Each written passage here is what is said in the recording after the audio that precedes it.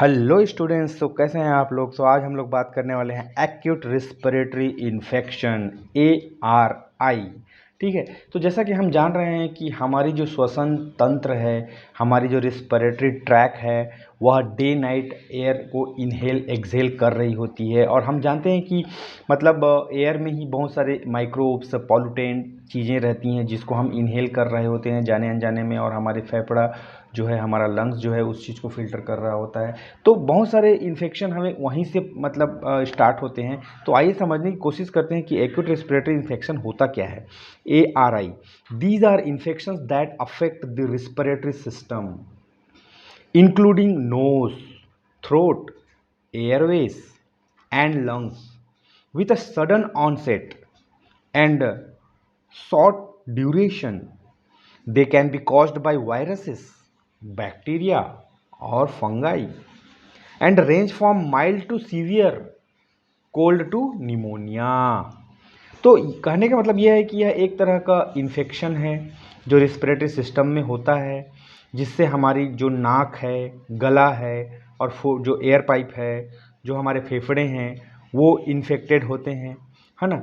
ये वायरस की वजह से हो सकता है, बैक्टीरिया की वजह से हो सकता है, फंगाई के इन्हेलेशन से भी हो सकता है, जो कि बहुत ही मध्यम से लेके बहुत ही ज़्यादा खतरनाक या सीवियर हो सकता है। मतलब नॉर्मल आपको सर्दी खांसी जुकाम होगा और वो निमोनिया तक भी जा सकता है। ठीक है। तो ये भी एक तरह का है ना। तो how we can prevent it, what is the precautionary measures, what is the prevention techniques which we can adopt to reduce the respiratory tract infection. So first one is the vaccination. Vaccines such as influenza, pneumonia, COVID-19, pertussis can help prevent ARI, acute respiratory infections by specific pathogen. ठीक है। तो हम जानते हैं कि influenza एक तरह का वायरस है जिससे हमको सर्दी खांसी फीवर होता है। निमोनिया बहुत severe case of cold is called pneumonia. Covid corona virus. तो इनकी वैक्सीनेशन अगर हम लेते हैं तो हम इस तरह के रिस्पिरेटरी इन्फेक्शन से बच सकते हैं। पर्टिकुलर पैथोजन के लिए, इन्फ्लुएंजा के लिए एक पैथोजन होगा, निमोनिया के लिए, कोरोना के लिए, ऐसा। दूसरा प्रिवेंशन मेथड है hand hygiene and respiratory etiquette. ठीक है। Hand washing, using alcohol based sanitizers, covering mouth and nose can reduce. अब हम जानते हैं कि ये इन्फेक्शन हमें एयर से ही मिल रहा है, नाक के थ्रू वो फूड पाइप, एयर पाइप से फेफड़े तक जा रहा है, लंग्स तक जा रहा है, और वहाँ पे जो माइक्रोब्स पॉल्यूटेंट और जो भी है आपका वो वायरस वगैरह वो वहाँ पे इंक्यूबेट होके फिर it is spreading through out the body. तो हमको हाथ धोना है, क्योंकि हाथ से ही हम कभी नाक को छू देंगे, कभी मुंह छू लेंगे, है ना, या फिर खाने समय हम we are using the infected hand and we are touching to the food and eating. तो हैंड वॉश करते हैं तो हम उसको काफ़ी हद तक हम जो भी माइक्रोब्स हैं उसको वहीं पे ही उसका निपटारा कर देते हैं। तीसरा नंबर है avoiding crowded place and social distancing. Corona का रूल है ना। Lockdown to reduce close contact with infected individuals limits the spread। क्योंकि ये फैलने वाली चीज़ है, अगेन मैं बता रहा हूँ, क्योंकि जैसे कि कफिंग एंड स्नीजिंग से जो ड्रॉपलेट्स बाहर आते हैं, it may be in the corridor, it may be in to the grill और table, chairs, books, any articles it may have. ठीक है। वो सेटल डाउन हुआ रहेगा, उसको फिर कोई हेल्दी पर्सन छुएगा, फिर उससे वो नाक खुजा लेगा या कुछ खा लेगा। तो इस चीज़ को मतलब रोकने के लिए सोशल डिस्टेंसिंग बहुत ज़रूरी है। लोगों जो सर्दी खांसी जुकाम से पीड़ित हैं उनसे दूर रहना चाहिए, उनके चीज़ों को इस्तेमाल नहीं करना चाहिए। तो ये चीज़ें हमें बहुत अच्छे तरीके से देखना होगा, तभी हम उसको प्रिवेंट कर पाएंगे। Strengthening immunity. अब कई बार हमने देखा है कोविड के टाइम में भी कि कुछ लोग असिम्प्टोमेटिक हुआ करते थे, सिम्प्टोमेटिक भी हुआ करते थे। किसी के में सिम्टम दिखता था, किसी के में सीवियर हो जाता था, आईसीयू में चला जाता था, किसी को हॉस्पिटल में क्या दवाई खाने की भी ज़रूरत नहीं पड़ती थी। तो ये this all depend on the immunity. कुछ लोगों की इम्यूनिटी अच्छी होती है, कुछ लोगों की इम्यूनिटी वीक होती है ना।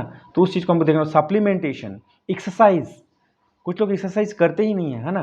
एंड प्रॉपर न्यूट्रिशन में help for strong immune system. ये चीज़ मतलब बचपन से हमको बोला जा रहा है, स्कूल के दिनों से, फिर भी हम इस चीज़ को ध्यान नहीं देते हैं, है ना। कुछ भी खाते रहते हैं, कभी एक्सरसाइज नहीं करते, सोते रहेंगे। प्रॉपर न्यूट्रिशन क्या है, जो अपने को पसंद है वही खा लेंगे, ऐसा नहीं है भैया। हमें बॉडी के हिसाब से खाना होगा, तभी हमारी इम्यूनिटी बरकरार रहेगी, जो इन तरह के प्रॉब्लम से खुद ब खुद टैकल कर लेगी। आपको कोई दवाई वगैरह हॉस्पिटल की ज़रूरत ही नहीं है, लेकिन कोई समझे तब ना। ठीक है, फिर आता है कंट्रोल। अब अगर किसी को रेस्पिरेटरी इन्फेक्शन हो गया तो उसकी कंट्रोल कैसा किया जाना चाहिए? तो पहला है अर्ली डायग्नोसिस एंड ट्रीटमेंट। ठीक है, जितना जल्दी पता चलेगा उतना जल्दी उसका इलाज अच्छे से हो पाएगा। ठीक है, early detection and medical intervention prevent severe outcomes. ठीक है, for example antiviral such as remdesivir, हम जानते हैं फॉर कोविड-19 बहुत पॉपुलर हुआ था ये एंटीवायरल, है ना। एंड एंटीबायोटिक्स एजिथ्रोमाइसिन, ये भी पॉपुलर हुआ था फॉर बैक्टीरियल इन्फेक्शन। तो ये जो एंटीबायोटिक्स हैं और एंटीवायरल्स हैं, ये हमको काफ़ी हद तक ट्रीटमेंट करने में मज़ा आता है, क्योंकि उनको जो रेप्लिकेट होने से जब हम रोक पाते हैं तो जो सिम्टम है वो बढ़ नहीं पाएंगे और पर्सन में बी रिकवरिंग वेरी फास्ट, है ना। तो अर्ली डायग्नोसिस जितना जल्दी पता चले वो उसका इलाज उतना अच्छे से हो सकेगा। आइसोलेशन एंड क्वारंटाइन, अब हम जानते हैं कि ये कंटेजियस है ना, फैलने वाली चीज़ है, ट्रांसमिशन इसका फास्ट होता है।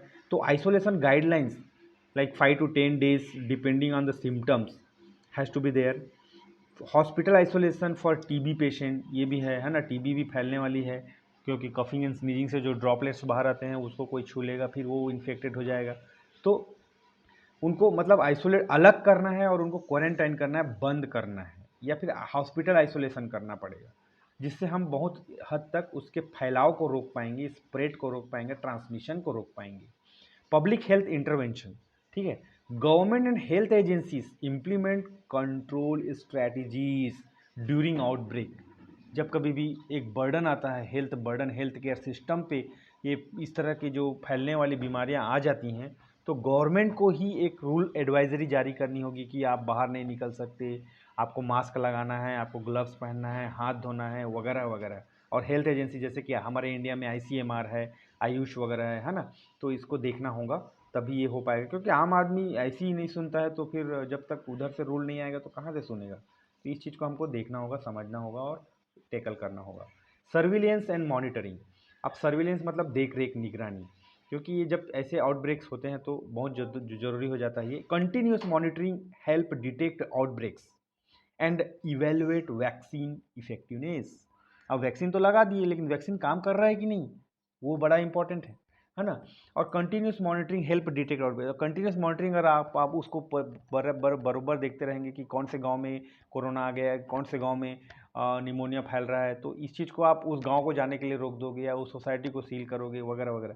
अब एक कंट्री वाइज में, वर्ल्ड वाइड में क्या होता है, WHO global influenza surveillance and response system, GISRS, global influenza surveillance response system. तो ये इस पे काम करती है, जो कि बहुत हद तक इसको रोक पाने में सक्षम होती है वर्ल्ड वाइड, पूरे विश्व में। क्योंकि यह समस्या जब आती है ना, तो एक कंट्री के लिए आती है पहले, जैसे कि कोरोना आया था पहले वुहान में, बाद में क्या हुआ, पूरे के पूरे वर्ल्ड की वाट लगा दी थी। तो इसलिए हमको WHO जैसे इंटरनेशनल बॉडीज़ को ये चीज़ को देखना होता है कि where it is going on, what kind of precautionary measure advisory has to be release so that people can aware, है ना। तो this notes will be available in Telegram channel, link I will give you in the description box. By clicking the link you can download it as a PDF. If you want you can read directly from these notes or you can prepare your own notes.